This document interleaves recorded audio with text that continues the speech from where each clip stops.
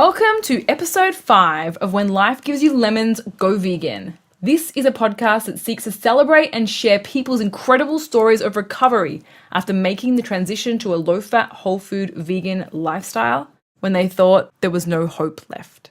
I'm your host, Corinne, and my life was personally transformed beyond recognition when I adopted this way of living myself after reaching breaking point in 2008 when I was left numb from the waist down from multiple sclerosis. At the time, I was obese, living with chronic pain from fibromyalgia, and my symptoms had progressively worsened since my diagnosis in 2004. After adopting this way of eating, I lost over 35 kilograms, and I'm now living pain and symptom-free, running, having just the best time. I'm incredibly passionate about supporting other people to adopt a low-fat, whole-food, plant-based lifestyle for themselves and to see the incredible impact that food can have on our lives. Food is medicine. In 2004, I thought there was no hope left for me. The aim of this podcast is to spread a new message of hope to those that might think there is none, because there is. This week's episode is with Tony and Elizabeth, who discovered the benefits of eating a low-fat, whole-food vegan diet after Tony was left unable to get out of bed for over 12 months with crippling fatigue. And at the same time, Elizabeth's young daughter was battling the symptoms of Crohn's disease. Since this family made the shift to a plant-based diet, they are living symptom-free and are now committed to sharing their message with the world. I hope you enjoy episode 5. Hello, Tony and Elizabeth. Hi, so introduce yourself to the listeners of this podcast.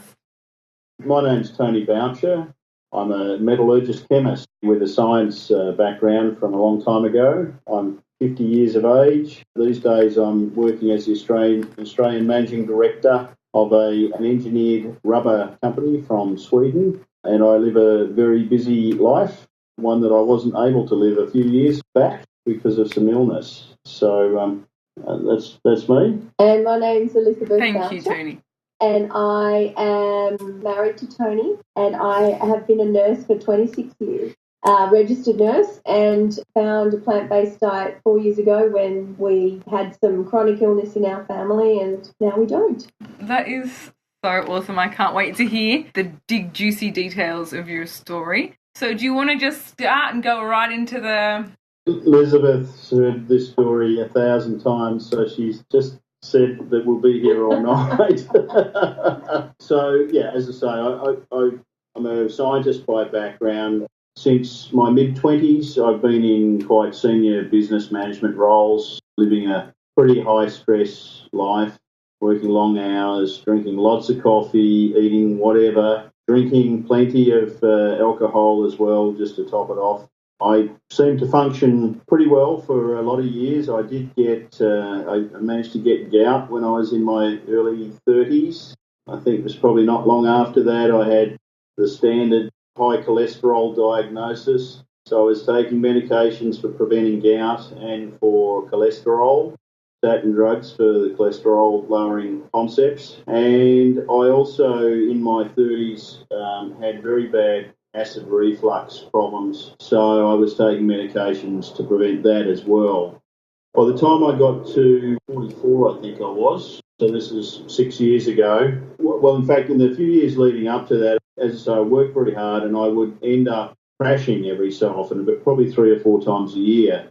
And I went to the doctors quite regularly during the early years of that happening to try and understand what was wrong, and of course had all the blood tests, and they never came up with anything. So my assumption was that, I just worked myself too hard and that my body was saying that you need a rest now. So I'd end up sleeping for, 2 to 5 days probably, and then I would come good and I'd go back to work like nothing had happened. Eventually, I didn't bother going to the doctor after a while because they had nothing to tell me. And I just, assumed that I would come good each time. So that was probably happening for about 5 or 6 years, something like that. And then I got to 44. We went out to a friend's 50th birthday party, I think it was. We used to drink bourbon back in those days, and it was dark outside, and I was pouring bourbon into a glass with lots of ice. Long story short, I drank 3/4 of a bottle of bourbon in pretty quick time, and I didn't actually realise until I was fasted. And Lizzie had to bring me home, and woke up the next day and didn't feel good, but I expected, to feel that way, and I never got better. I ended up in bed at that time for about a week, and then I thought, okay, I'm feeling okay, so I tried to go to work, and I think I lasted about half a day. It felt like someone had pulled the power plug out, and I just had like a severe energy crash. So I came home, and then I think I tried another week later to go to work. Same thing happened. So I was going to see doctors again to try and understand what was going wrong, because, this had happened before, but I'm not seeming to get better like I did before. Again, a raft of blood tests, and I got sent to a few specialists. I can't quite remember exactly who and what I went and had done now, but lots of various professional medical specialists, and no answers. I think I had several more goes at trying to go back to work, and just couldn't. I actually went to work, and I don't think I lasted a day. My memory was really bad. My concentration ability was shocking. I remember having cold feet all the time. Lizzie used to say I had shockingly bad breath. I had quite a few other symptoms of which now I've forgotten. My main issue was that I just I had no energy, and I couldn't get out of bed, and so I was sleeping somewhere between 14 and 18 hours a day, and this went on for 4 months. So my life was zero. I went from my bed to my chair in the lounge room. I didn't eat much because I wasn't doing anything. Yeah, I just had no life. At the same time, I was working on contracts, so I wasn't earning any money, so there were a few probably financial concerns going on in the back of my mind. But probably more than anything was I started to get to the stage where I thought this was how my life was going to be for the rest of the time. And look, I was only 44. I started to, because I'm a scientist, I guess, and I've always been someone with a positive attitude and want to achieve things, not just lie down doggo and end it all. So when I was awake and could concentrate well enough, I did a lot of reading to try and understand what was wrong and how to get my health back. And look, I went through a raft of different books around. Ultimately, I got myself to an understanding that I probably had what was referred to as chronic fatigue syndrome. And I'm sure had I persisted with doctors after 6 months, that's probably what they would have said, because there's no diagnosis for it. At the same time, I was still going to see the doctor fairly regularly, having regular blood tests. I eventually went and saw a naturopath, which is something I never thought I'd ever do. Having a science sort of background, it seemed like sort of heebie-jeebie science.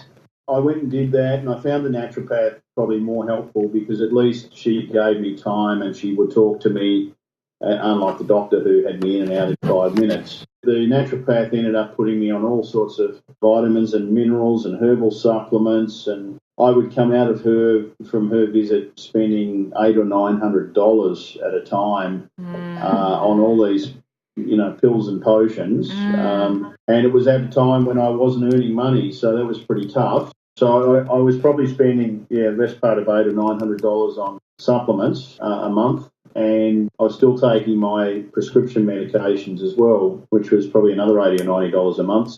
I have to say that the naturopath did get me to try to clean up my diet a bit. I was still eating meat, dairy and eggs. I guess what we did do was we cut out pretty much all of the manufactured food, and I did stop alcohol probably a couple of weeks after I first was ill. I weaned off coffee as well, which was something that I used to really love. The diet, I guess, did improve, but I was still not well. I got better to the point after 4 months where I could go to work, which was, as a manager, basically sitting on my bum all day. It was probably the lowest stress job that I've ever had at that time. Every day I showed up, I got paid, so it was important for me to show up at work. And I started working half days and then eventually got back to full days. But I would come home, this went on for 2 years, 18 months to 2 years. I would come home and really couldn't do anything more. Lizzie would have to do everything for me. What would happen was if I expended too much energy, I would end up back in bed 3 or 4 days again, sleeping fully, until I recovered. And some days I felt really good, so I'd go and it'd be nice and sunny, spring day, so I'd go for a walk. And if I walked too far, I'd end up back in bed for 3 or 4 days again. I eventually learned that, okay, the goal in life is to go to work and get paid, so don't expend too much energy and just go to work and get paid. But my quality of life was rubbish because that was all I was doing, was sleeping and going to work, basically. Lizzie was doing a lot of stuff for me as well. And at the same time, Lizzie's eldest daughter was sick at home with Crohn's disease. It wasn't a very nice household because 2 of us were at home all day. Lizzie would go to work, come home, and then have to look after us. And, yeah, we had 2 other kids at home at that time as well. So it was a tough time. After about 2 years of just nursing myself, I guess, it was actually Lizzie's youngest daughter who 6 months earlier, unbeknown to me, had said to Lizzie that she wanted to go vegan. She'd been watching a whole bunch of YouTube videos, and her mother, of course, being an educated nurse, said, "Don't be crazy. That's, you won't get all your nutrients, blah, blah, blah." Told her that wasn't happening. Actually, what happened was my sister bought a Vitamix blender. We went down there. She lives down south of here in Bustleton. We went down there and she gave us a green smoothie. When we got home after that trip, I said to Lizzie, I think we'll buy a blender. I kind of like the idea. Probably the first green smoothie I'd ever had in my life, I'd have to say. So we bought a blender and we started making these very ugly smoothies with every vegetable known to man mixed in. It was disgusting. They and eventually worked out what to do. And anyway, when we got the blender, there was a book that came with the blender about eating raw foods, basically. And I read that and I thought, okay, this is interesting. But there was a girl in it that had cured herself. Yeah.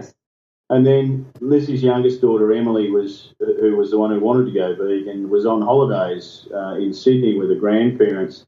And Lizzie was telling her about the blender and smoothies. And she said, "Oh, Mum, tell Tony to read my book." And I didn't know anything about this book, but she had the 80-10-10 diet by Dr. Doug Graham. Anyway, I read that cover to cover in about a day or two, which is unheard of for me. I'm a really slow reader. But it had me engrossed in I guess it was a simple book, but the science about our teeth design, our hands sort of ideal for picking fruit, digestive tract length, all the things that you've heard before. And it just made sense to me. I'm a logical guy, and it made sense. And I said to Lizzie when I finished it, I think I'm going to give this a try. And I would read parts of it as I was reading it, and she was horrified at the whole idea. Because we used to go out quite a bit for meals, and we had a social life of sorts back then with 6 kids as best you can. Yeah. Anyway, it was a week or 2 later. I said to her, "Look, I'm going to do this. I'm going to have a go at it." She was still, didn't want to do it, and I said, "Well, look, you don't have to do it, but I figure I've got nothing to lose, and no one ever died from eating too many fruits and veg, so I'm going to have a go." So the reason you did it was because you were desperate enough. I was, I wanted my life back. I really wanted my life back. He was desperate. Yeah. It got to a point where he would try anything. Yeah, basically. And so in the end, Lizzie decided she would do it with me because it was just going to make it easier at home for us. We only had the two girls at home at that time, I think. Pretty much the next day was Australia Day, actually, 2013, I think. Yeah. 2014. Instantly, overnight, we went fully raw vegan. Wow. Yeah. So, even worse than that, as far as most people were concerned, it was raw, B, it was no oil. It was mostly fruit. We were basically having fruit smoothies, breakfast, lunch and dinner with a few salads, basically, no oil. Within 3 days, I was just feeling amazing. It was like I had never been sick. Honestly, I couldn't believe it. We've got a magnetic exercise bike at home, and I just felt so good. I got on it and I thought, you know what, I'm just going to go for it, and I'll either end up back in bed or I won't, one of the two. And I did 15 Ks, which at that time would have put me in bed for a week probably, and I could have just kept going and going and going. I didn't even huff and puff, which I used to do all the time. Even now we're still overweight. We're losing weight now, finally. Look, I was just amazed, and I just got better and better. So on day 7, and meanwhile this got me interested, so I'm reading more and more. and we're on Facebook and various other things. And we found all the plant-based doctors. We found a lot of plant-based doctors on the web and YouTube and wherever else. And we were just laughing, just couldn't get enough of this. Yeah. So day 7, I stopped all of my meds, all of my supplements, everything. I stopped the whole lot because I figured I'd read enough that I figured I'm never going to need this stuff again. And basically haven't looked back from then. So it's been nearly 4 years now. We did go through a range of changes in our lifestyle, I guess, over the period of time. I was probably fully raw for about 4 months, and then I had to travel for work, and I figured it was going to be easier to get by if I could eat cooked foods as well. So we started eating pretty much raw till 4, so we're having basically fruit smoothies for breakfast and lunch mostly, and then cooked whole plant foods, no oil for dinner. What had happened sort of in the prelude to that was we had both been quite overweight, and we had decided to lose weight by calorie restricting, as everyone does on the SAD or normal diet, as most people call it. We were both only probably eating about 1,000 to 1,200 calories a day and exercising quite a bit. Just crying with calorie restriction sadness. Yeah.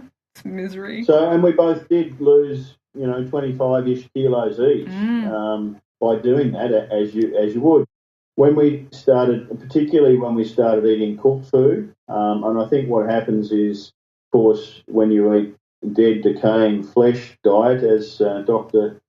Goldhammer says, you don't actually have to eat a large amount of food to get enough calories. So when you eat just fruit, of course, most of it's water, and the volume of food you have to eat is a lot to get enough calories. And, of course, our stomachs, we needed to sort of retrain them to take a bigger meal, basically. So I think what happened was over 4 or 5 months, we eventually were able to eat more food and get enough calories in. Initially, when we were eating raw and not eating probably enough calories, I certainly lost, I can't remember what Lizzie happened with her, but I lost about 11 kilos, I think, in 11 weeks initially.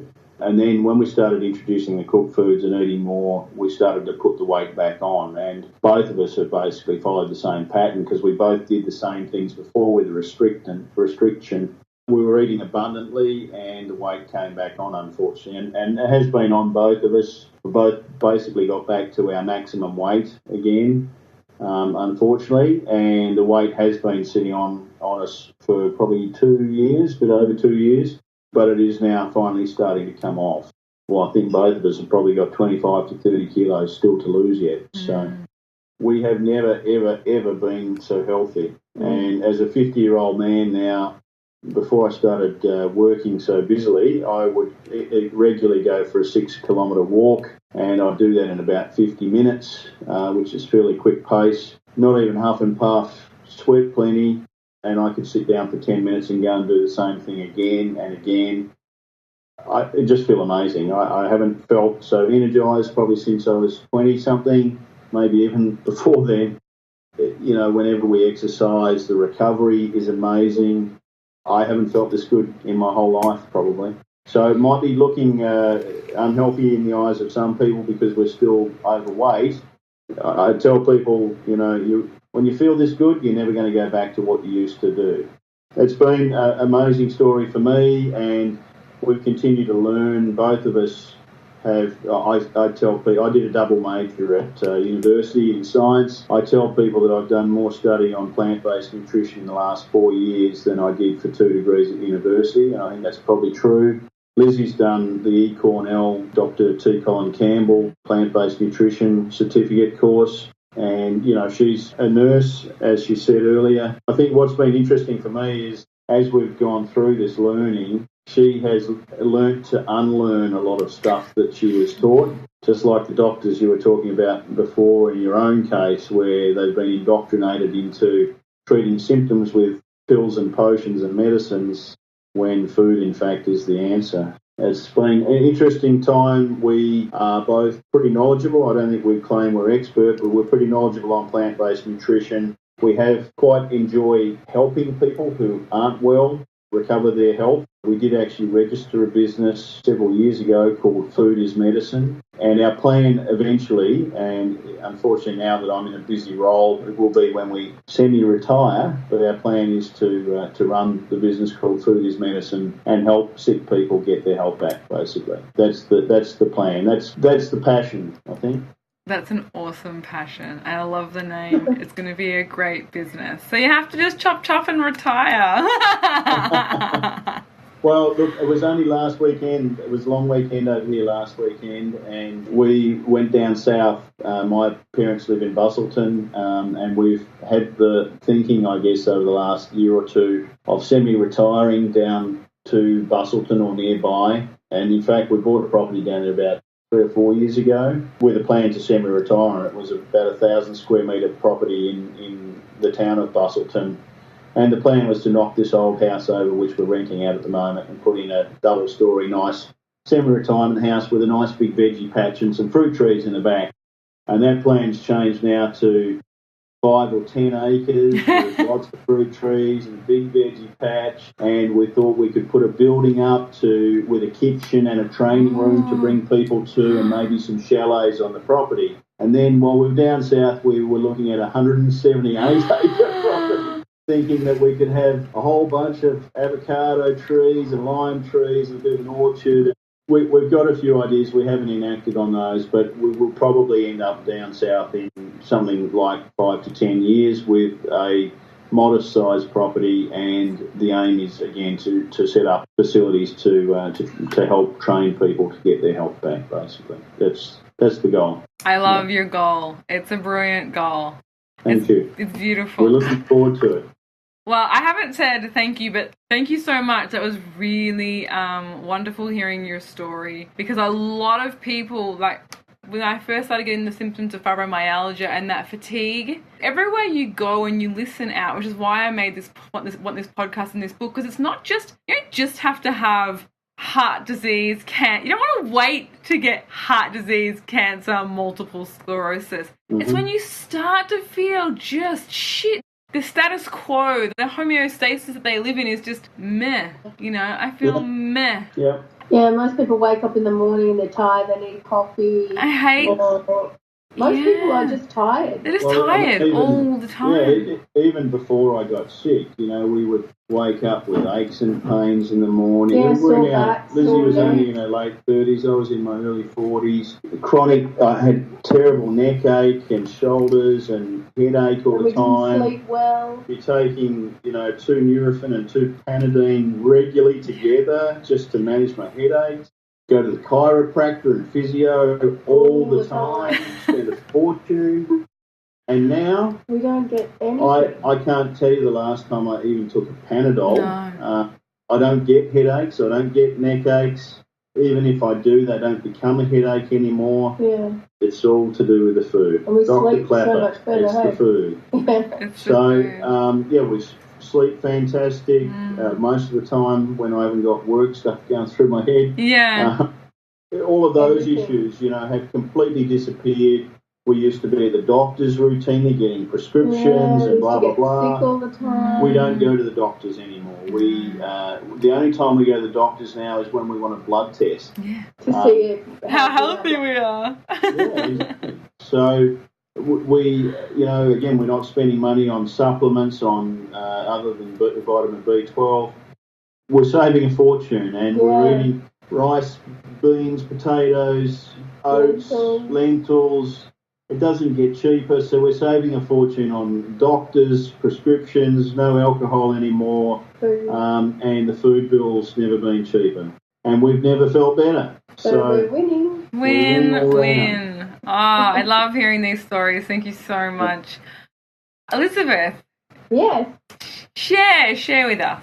So my story isn't really as much about myself as it is about my daughter, who was chronically ill. So when she was 13, she was very sick for about a good 8-9 months with symptoms of abdominal pain and diarrhea intermittently, so not always together. So we would think maybe it was her period or maybe she'd eaten something. We never put 2 and 2 together.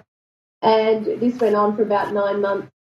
She was tired all the time, and so we ended up having a blood test, and the final blood test was all her counts were really out of whack and showed that there was something wrong with her. Because I work as a nurse, one of the doctors gave me a referral to a gastroenterologist, and he figured that she might need to have a colonoscopy just to have a look to see, because the symptoms were gastrointestinal, because she was having abdominal pain and diarrhea, that would be the first thing we would do. We would look at her colon and her bowel and see if there was anything there. So when she was 13, 14, she ended up having a colonoscopy, which gave her a diagnosis pretty much straight away of Crohn's disease. As a nurse, knew about Crohn's disease but had no idea about Crohn's disease. And so I had to learn pretty quick what it was, what the management plan was of it, because obviously I was in that medical industry and I was going to doctors because that's what you do when you're sick. You go to the doctor. There's no other option. There's no other. These things are not curable. That's what you're told as a nurse, and that's what you're told as a patient. So we went to the doctor at the hospital where I work. That was good. And he basically said, we can manage this. We'll get her on some drugs which will decrease the inflammation in her bowel and will stop the bleeding and stop the pain and stop the diarrhea. So we were like, okay, that's, is there any cure? No, there's no cure. They don't know what causes this disease. All we can do is manage it.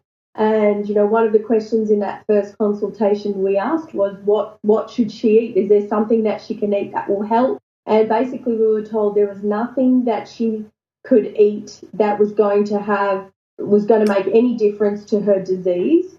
What she could do was to reduce the symptoms, so the diarrhea and the pain and bloating and bleeding, to eat low-fibre foods because it would cause the least irritation of her bowel. And so, of course, that's what we did. We followed the doctor's directions and we took the really high-dose steroids. That is what is prescribed for people with chronic inflammatory bowel disease like Crohn's. And these drugs, she was on them for months. They didn't really do anything. So then we went up to the next drug and she was on mesalazine, it's called, which is a pretty high immunosuppressant. So basically it suppresses her immune system so that her body doesn't have that inflammatory response. So she still has the disease, but she's not getting the symptoms because her body's not, it's blocked. Yeah. So basically that really wasn't doing anything as well. So then they gave her a stronger drug, which was actually a chemotherapy drug, which a side effect of that chemotherapy drug was possible lymphoma, which is cancer. So that was a side effect of this drug. And we were like, oh, my God. So I think she took it for a week and she was having really bad side effects. Like she was sleeping, she had lethargy, couldn't get out of bed. So we were like, let's stop that one. I didn't even want her to take it really. So she took that one for a week and then they put her on a different one and then a different one. So she ended up, it was over a year of just trying these drugs. Nothing was working. Nothing was putting a dent in it, even the high-dose steroids, steroidal anti-inflammatories like prednisolone and budesonide, I think it was called. And so because we got to a stage where nothing was really working, the government will then subsidise a drug called Remicade, which is given to people with rheumatoid arthritis, ulcerative colitis, so all these autoimmune and inflammatory disorders. It costs about $3,500 an infusion. And what they suggest is every 8 weeks she has an infusion and it suppresses her immune system and her inflammatory response so that she doesn't get the symptoms. And it worked really, really well for 5 years. And she took it. She didn't get rid of her symptoms, so she still had the bleeding and the pain, the diarrhea. They were just much, much, much, much less. And as long as she kept going in and having every 8 weeks that infusion, she managed to live a semi-normal life as a kid at school.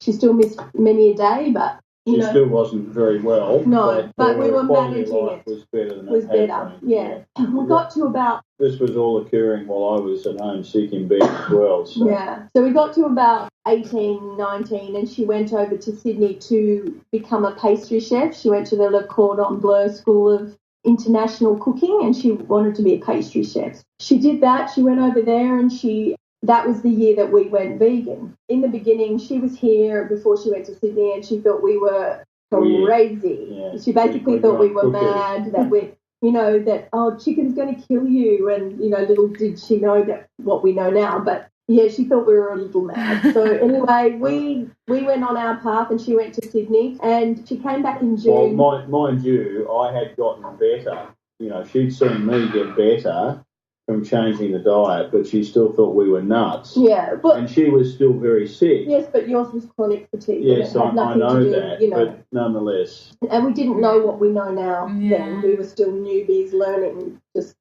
so much. Mm. And so after 6 months, she came home for her birthday and for the holidays or the break between courses. I talked to her about her Crohn's because she was in Sydney having infusions there because we had to continue them when she went there. Mm. And I said to her, from all that I've learned, Ali, if you're going to stop anything, just stop dairy because dairy is really inflammatory. And I gave her all the information about it and she said, okay, Mum, I'll try. And so she did. And she stopped it, and she did notice a difference in her inflammatory responses, and her diarrhea had lessened, and she felt better. Wow. She seemed to have a little bit more energy. She wasn't perfect or great or anything like that, but she felt a difference, which was good, and I was happy with that because that's all she was, happy to do. And then in the September of 2014, so Tony and I had been vegan for maybe 8 months, I went over to see her for a week to spend some time with her, and where she was staying, I want you to watch Earthlings with me. Most vegans will know Earthlings is It's a horror movie. I have to watch it like this. Yeah, so did I. Horrific. But knowing my daughter, and she wasn't going to change anything she ate for her health. She's 22, a young person. Now she is. But, she's 19 then. But I knew that she might change it for animals because she loves animals. And so we watched it together and we stopped it and started it and we listened to Gary Rothke's speech. And after watching it, she was like, that's it, Mum, I'm going vegan. And it wasn't for her health, it was for the animals. She was like, I can't eat another animal. I can't drink milk. I can't eat eggs. And I'm like, great. I don't care how you become vegan, just as long as you're vegan. And so then she went vegan, and she, in the beginning, was not a whole food plant-based eater. She was a junk food vegan. She would eat whatever. Oreos and Doritos. Yeah, well, she was probably a little bit healthier than that. But, if it had oil in it, she didn't care. If it was fake cheese, she didn't care, just as long as it wasn't animal-based. So that was her. But she slowly just got better and better and better and better. And within a year, actually it was within 8 months, she was maybe 80% better, but she wasn't completely right because she wasn't eating the best foods for health, which is a whole food plant-based diet. And so we got to a stage, and she was still having the infusions because she was scared if she went off the drugs that she would get sick again. She was really scared. Anyway, we went to see her gastroenterologist, and he said, I want to do a colonoscopy and have a look. We had gotten her to start eating pretty much whole foods. Yeah, but it wasn't completely. Well, not 100%, but most of her food intake was whole foods. And we got her to cut down on oils as well at that time. And she had improved markedly. Yeah, she was much better. So because she was much better and she wasn't having those symptoms anymore, the gastroenterologist did the colonoscopy and could not see any evidence of any Crohn's disease at all in her bowel, anywhere. There's no sign of any disease, which is amazing, when she had not been in remission or well at all in that whole 6 years. But, of course, according to the specialist, it was the Remicade that had solved the problem, right? But she still wasn't right, and she felt like she still needed the Remicade. Anyway, we suggested to the doctor that we go off the Remicade and see how she goes. And Ali was concerned that if she did, the disease would come back. And he said if it came back, she could go back on it. And so that was enough for her to go, okay, I'll try it. She was happy with that. And since she's been off the toxic chemicals that they were putting into her body every 8 weeks, she has got better and better and better, and literally now has not a symptom of Crohn's disease. She doesn't get sick. She doesn't have bleeding. She doesn't have diarrhea. She had a lifetime in front of her of, strictures and fistulas and surgeries and bowel resections and possibly even ileostomies, which is, where you have the bag. And now she doesn't have any of that. she can live her life. She doesn't have to wonder where the toilet is so that she can rush up to the toilet. And I don't know if she understands the gravity of what she had in front of her and what she doesn't now as much as I do as a nurse and as her mother. But it's mind-blowing that just getting that toxic food out of her diet just gives the body time to heal. Literally it's healed itself. So, and even her, as we said earlier to you, Corinne, she's lost weight now. No doubt some of that weight had to do with all the toxic crap that they were injecting into and her. The prescription as well as obviously the food she had been eating.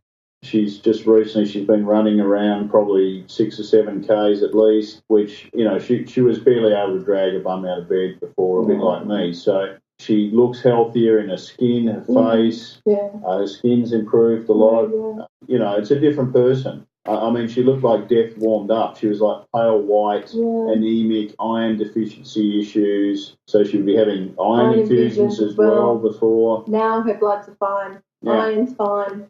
Everything's fine. It's just all her numbers, all her inflammatory markers are normal. Her blood tests are all normal. Her cholesterol, everything is all normal. She has no abnormal anything. And meanwhile, my health had improved, as I said, very rapidly. And I was just getting better and better as well. My mother, who I think her life sort of revolves around me, unfortunately, she really thought I was going to die when I was sick. I never felt like I was going to die, but I felt like I might be sick for the rest of my life. Yeah. She saw how well I got after I changed my diet. And she, I guess, had always tried to eat what she thought was healthy, which included meat, dairy and eggs. Mm. But she didn't eat a lot of manufactured or takeaway junk food type foods ever in her life. And so she saw how well I got. She decided she would change her diet as well. And so we sort of coached her as to what to eat and sent her recipes and, would guide her over the phone. She's a few hours away from where we are. But she didn't have any major health issues? Well, she did. She had quite bad arthritis, particularly in her hands. And she also had almost constant sinus headache problems. She had her sinuses scraped a few years back. She's had trouble with the sinuses for, I don't know, probably 20 plus years. Mum was 68 when she changed her diet. She was reasonably lean, always was reasonably lean. She was always energetic, always very careful about what she ate. Probably didn't eat enough ever, but she was, aside from the arthritis and the sinus headaches, physically she was in reasonable condition aside from those two conditions. She didn't have high cholesterol or gastric reflux or heart disease or anything like that. Anyway, surprise, surprise, she has no arthritis anymore, completely gone, and that, I don't know how long that took, but I think it was only a matter of a couple of weeks. Yeah. No sinus headaches anymore, completely gone. She's now 71. She lives in Bustleton, not far from the beach. She'll walk or run 5 or 6 Ks down the beach like a much younger person. She's also completely turned her life around now, health-wise. As I said earlier, we've also helped quite a number of other people, largely through education around health issues. We've become ethical vegans now as well, have been for probably 3+ years now. It didn't take us long to make those connections. And, it horrifies us at what we used to contribute to. But at least we made the connection, and we do get involved in some activism from time to time. And I think we're going to do the Cube of Truth in a few weeks' time over here. We've got Joey Carbstrong from Adelaide coming across. So we'll be going to join in with that. We've done quite a few activism events over the last few years. And we've met many, many, many wonderful people who have found the same pathway we have. Sometimes it's because of the animals and the ethics, and sometimes for health.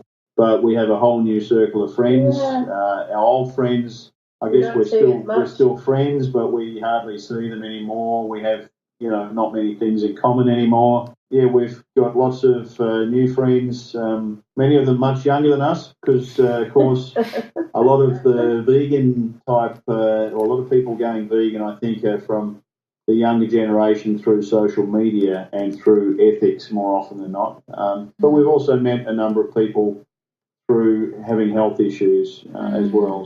And we have been involved in a few events. I think you're aware that we've done we worked with Lucy Stegley with the premiere over here in Perth of What the Health, and Lucy's invited us to do a repeat of that when we were across in Melbourne in November, which we're super excited about, to meet Dr. Clapper. He's one of our heroes. I'll get to meet you both when I'm there. We'll meet you in person. So yeah, we've met lots of new wonderful people. Generally, I have to say they're all very happy, healthy, compassionate people. I think all of us that are vegan are usually pretty passionate. We really enjoy that aspect. It's been great. It's been the best years of our lives, I think. So getting sick was shocking at the time, but a blessing in disguise. Yeah, best thing that ever happened. Because without That's what I say. No one else says that. So getting MS was the best thing that ever happened to me.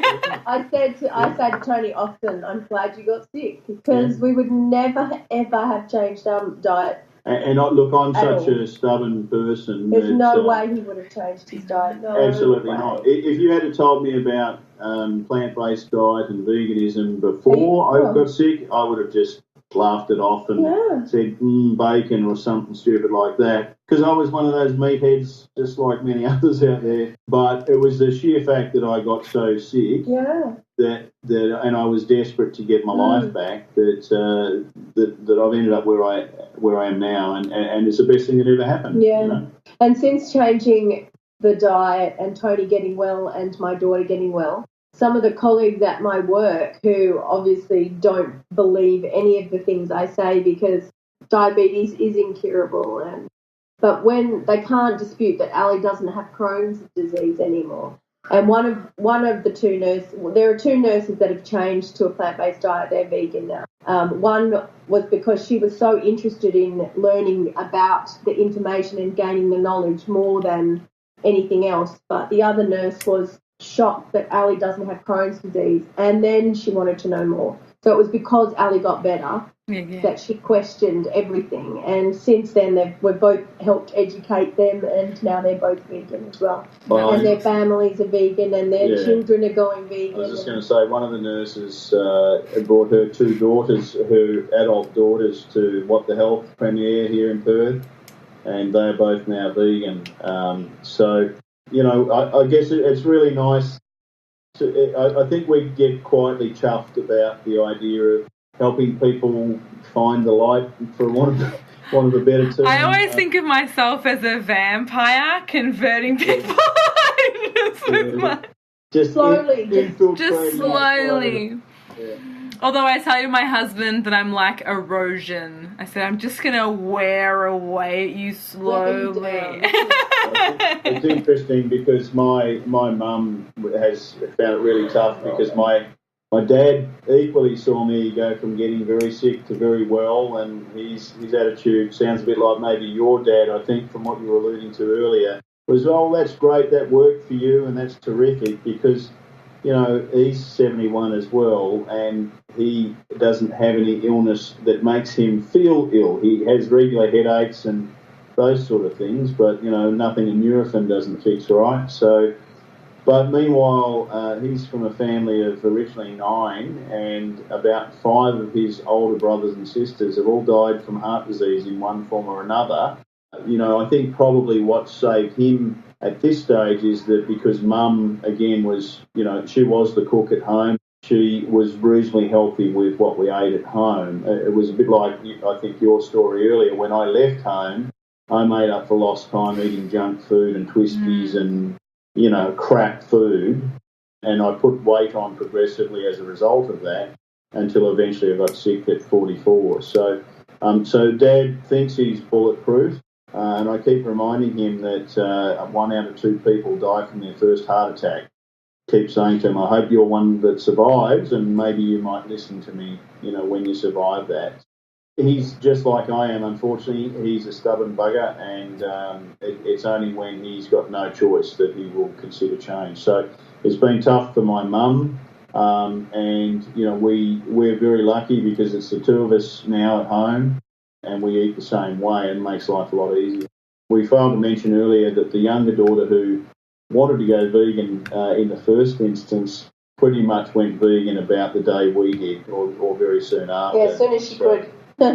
So she was very happy that we made that decision. So, and she also is a very healthy person. She's a whole food plant.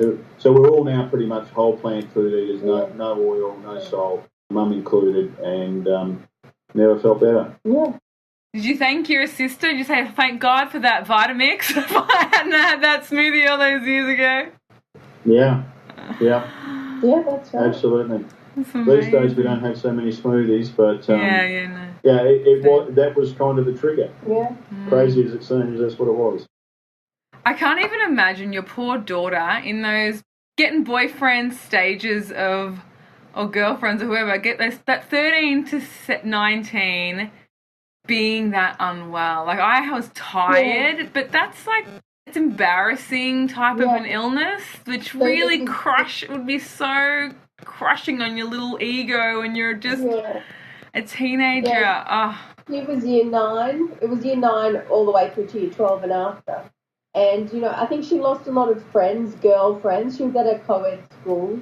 And I think the girls didn't really comprehend what the problem was. They would say, I have to have my appendix out. And Ali would think in her head, that's a surgery and then you're better. She used to get really cross at them because they didn't understand, and no one would ring her and say, are you okay? Because to look at her, she looked fine. She didn't look, she did look unwell, but, she didn't have anything out of place. It was invisible to them, yeah. It's an invisible disease. One of the very hardest things of adopting this diet was who will hang out with me. My friends know smoking, cake, chocolate, junk food eating Corinne. What am I going to do when I go to their house now if I'm not out on the deck smoking and eating junk food and cheese plates with them? Yeah. Who's going to want to hang out with me? Did you find that very difficult at the start? Before you made new friends, how did you find the feeling of isolation? See, for me, it wasn't so much the isolation because I had been so sick, so I was isolated. You're already isolated. And also our families don't live in Perth with us. So my family are all living in Sydney, and Tony's family are down south in Busselton. So so we kind of are alone up here, apart from our own immediate children and things. Okay. There are, apart from work, there isn't a lot of interaction with Tony being so sick. My family think we're crazy. They think that there's nothing in it.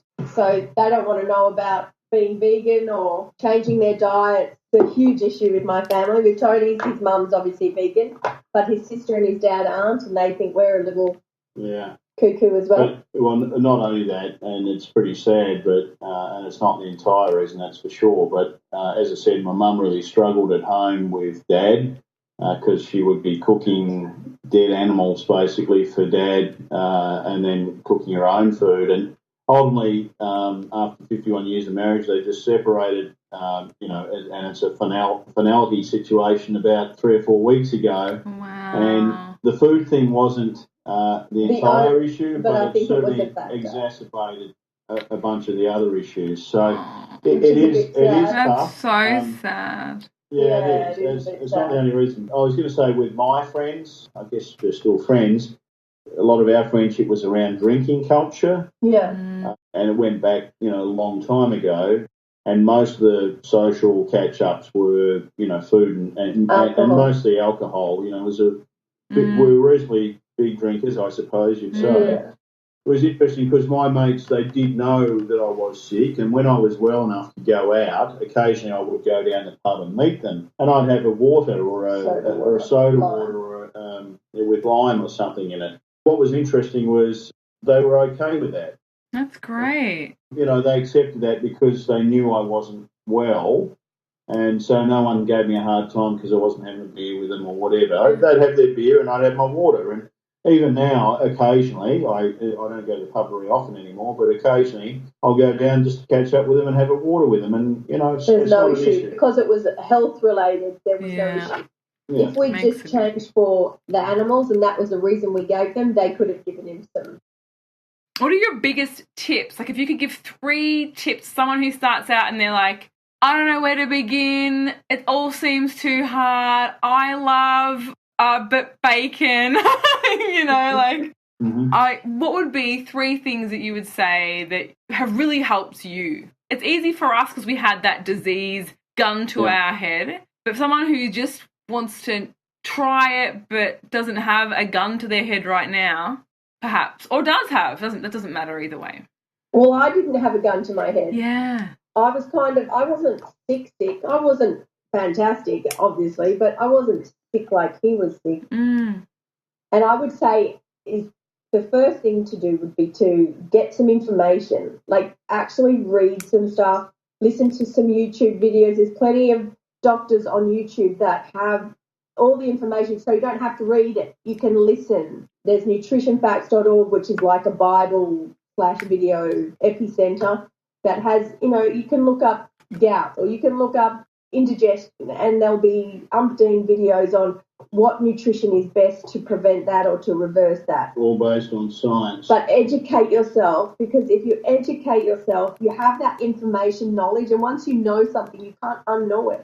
Do you know what I mean? I think it depends on which direction you're coming from. If you're coming from an ethical stance, then we talk to people in different, for all different reasons, whether it's ethical or for health. So I think if it's for ethics, then it's kind of educating about what happens, to the animals, how eggs are produced, how baby chickens are ground up alive, how the baby cows are taken away from their mothers, almost instantly and killed for veal, all that sort of thing. And so I think the education depends on what makes that person tick and what might make them change.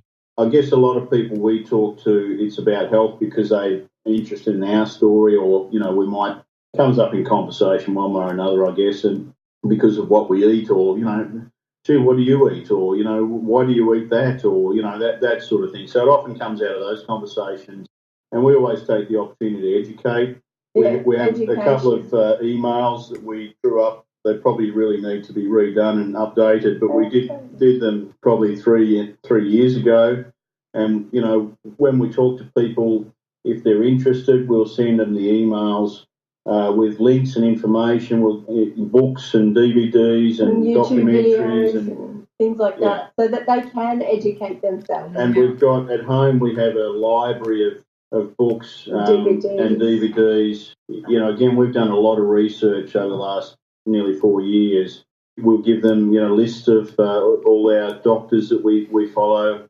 Unfortunately, most of them are American. Dr. Barnard, Goldhammer, Clapper, McDougall, Esselstyn, T. Colin Campbell, etc., etc. So, and all their books and the documentaries that many of them are in. So that's probably one tip, and I think that's key, is education. I think the next one for a lot of people who, I've heard many people who, I tried to be vegan once and, it didn't work. But I needed protein because I was just too tired. So the education around that, about protein, about calcium, about iron, all that sort of thing, where you get it from, the biggest, strongest animals on earth eat only plants, like gorillas and rhinos and elephants, blah, blah, blah.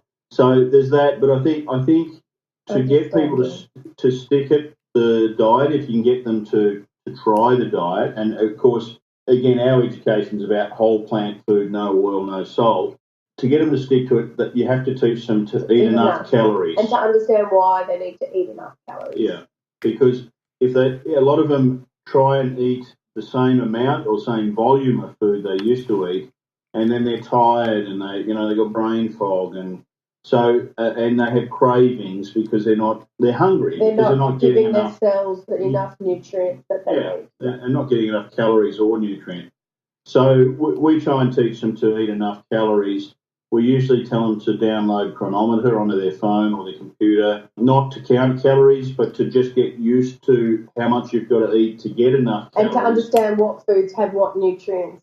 And what level of calories. As an example, last week someone was saying, kale and spinach are really good for you. And I actually showed them on this app, it's called Chronometer, that a head of baby cos will give you over half your omega-3 needs for a day. It has that much, and it has every nutrient and vitamin in it, Whereas kale and spinach really don't have nearly anywhere as much as cos lettuce. It's crazy. I never knew that. That's amazing. And potatoes as well. I mean, everyone thinks potatoes are bad. White potatoes. The carb, I love potatoes blah, blah, so blah. much. I mean, our most regular meal for dinner is potatoes. We peel potatoes. Sometimes we don't peel them. We cut them into chips. We have a whole oven tray each, probably about 1.2 kilos of potatoes is what I eat at least. We just dry bake them on baking paper, no oil, and I make my own chili sauces at home. Sometimes we'll have cos lettuce and we'll just dip it all in the sauce and eat, over kilos of potatoes. That's the dinner. Potatoes have got basically every nutrient that you require in them. Andrew Spudfit Taylor, who will be in Melbourne when we're there, he lived on potatoes for a year every meal. He lost 55 kilos, I think. He lost his depression. He lost a whole bunch of other baggage. And I love potatoes. Potatoes are great. They're like the best. They're the best. But people I think it's educating them about eating enough calories. And I think the very next thing I teach them, or we would teach them, is to clean their kitchen out and get rid of all the dead decaying flesh and cow pus and cheese and eggs, and etc. anything processed, stuff. Look at the ingredients. If it has a chemical or an E number or something that you wouldn't eat a spoonful of, get it out of the house. Well, that's a big thing. Because of my chronic fatigue and the learning that I had with a naturopath was about removing toxic substances from the diet. So, unfortunately, when we do go to the supermarket, which is a pretty rare event these days, because we mostly go to the fruit and veg shop, but when we do go to the supermarket, we, sometimes we'll buy canned beans or because it's convenient. Canned tomatoes, tin tomatoes. We're in there reading labels for quite a period of time. It's not anything man-made or we can't pronounce or a number of any or natural colours or natural flavours. We put it back. We don't take it because who knows what natural is. Beaver anal glands. Could be of the beavers, exactly. No, thank you. Exactly. Or crushed up beetles, natural colours. Just to recap, it would be education, eating enough calories, and not just to empty out your pantry, detox your pantry. Clear all the crap out. Clear out the crap. Yeah, and make sure you've got abundance of whole plant foods in the kitchen so that if you are craving, that's all you can eat because that's all you have. Yeah. Right. We probably threw out, $500 worth of bags and bags. What we used to call food. And half the stuff that was in there was all out of date by 5 or 6 years. But, we weren't eating it anyway. We threw the lot out. Yeah. And we went and started all over again. Yeah. That's some of the things we help people with is even just teaching them which brands of cans to buy that don't have chemicals in, don't have salt in. I actually have on my phone a collection of photos of all the different foods we have in our cupboard. And in fact, a few people that we've tried to help, we've had them come here to have a look at our kitchen. Yeah, just so they can see what foods we have and what machinery we have, like the blender, or nowadays we've bought our own bread maker so we can make our own bread from whole grain flour. Because it's really hard to find bread that isn't made from whole flour. We bought a super powerful food processor. So one of our favourite meals at the moment is sausage rolls made from plants. Whole plant. So we had sausage roll. Yesterday was the Australian Rules Footy Grand Final. Big thing for us. And you, probably. Probably you. We watched the Tigers win, which was fantastic. Awesome. And we had sausage rolls and chips for lunch. Yeah. Beautiful. Can't get more Aussie than that. Sausage roll and chips. Hey? Can't get more Aussie than that. That's right. But ours were healthy. Thank you so much, Tony and Elizabeth, for taking the time to share your incredible stories with us today. I can only imagine what it must have been like to live with Crohn's disease as a young woman. What an amazing message of hope to those out there who are also suffering with this condition. If you'd like to hear more from Tony and Elizabeth, you can purchase tickets to hear them speak at the What the Health Symposium with Dr. Michael Clapper on November 19th in Melbourne. For tickets to this event, see the link in the show notes. Thanks so much for listening. Next week, we have on the podcast neuropsychologist Dr. Ash sharing her experience with a low-fat, whole food vegan diet and how she believes this way of eating can help reduce symptoms of depression, anxiety, increase empathy, and improve overall mental health. See you next week.